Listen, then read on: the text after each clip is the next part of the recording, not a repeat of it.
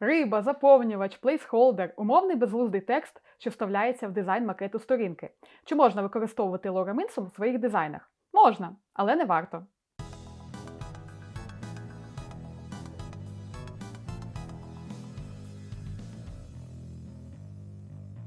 Я Надя, і це мій канал UX Тістечка. Тут я розповідаю про дизайн, ділюся корисними порадами, щоб допомогти тобі стати кращим дизайнером. Підписуйся, щоб нічого не пропустити. Використовуєш лорем іпсум, тоді можеш впевнено заявити, що читав фрагменти Цицерона латиною, адже лорем іпсум – це спотворений уривок філософського трактату Цицерону про межі добра і зла, що був написаний більше 2000 років тому, а потім дещо відозмінений. В 16 столітті друкарі використовували лорем іпсум для набору зразків шрифту, а зараз він вставляється в шаблони або темплейти. Ось що там написано насправді. Казна що, як бачимо. Адже лорем іпсум – це панграма. Перекладається з грецької як всі літери. Панграми навмисно роблять не дуже осмисленими, щоб сенс не відволікав від форми. Адже основна задача – продемонструвати шрифт. При створенні дизайну завжди існує спокуса використати лорем іпсум замість справжнього тексту.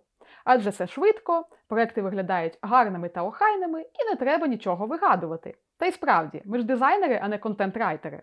Проте контент – це ключовий компонент дизайну продукту, який будується навколо нього. Контент завжди йде попереду. Ось приклад того, як би виглядав макет додатку Glovo з лорем іпсум. Та насправді.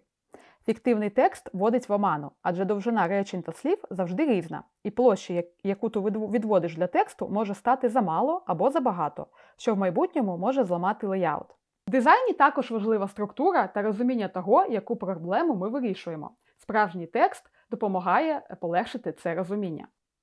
Навіть темплейти вебсайтів для різних CMS продаються одразу з осмисленим текстом. Ось, наприклад, WordPress та Webflow.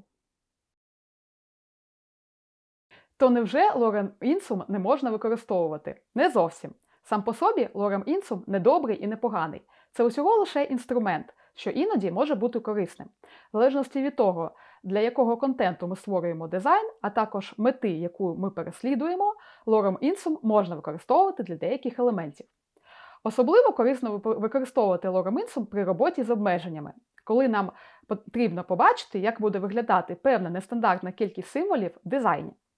Ось, наприклад, карточка товару в інтернет-магазині. Тут є опис, що може займати різну довжину в залежності від того, що туди напишуть.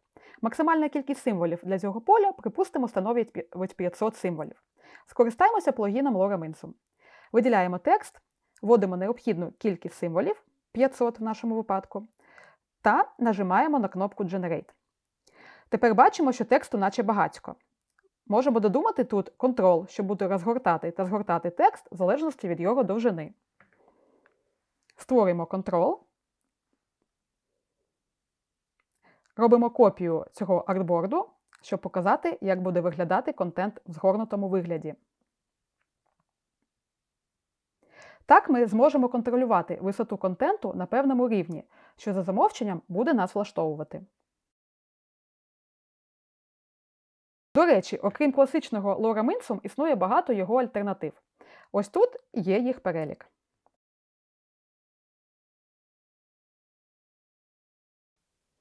Твій текст не має бути ідеальним, проте дуже важливо зберігати релевантний вміст для основних елементів дизайну, як то заголовки, розділи, підрозділи, кнопки тощо.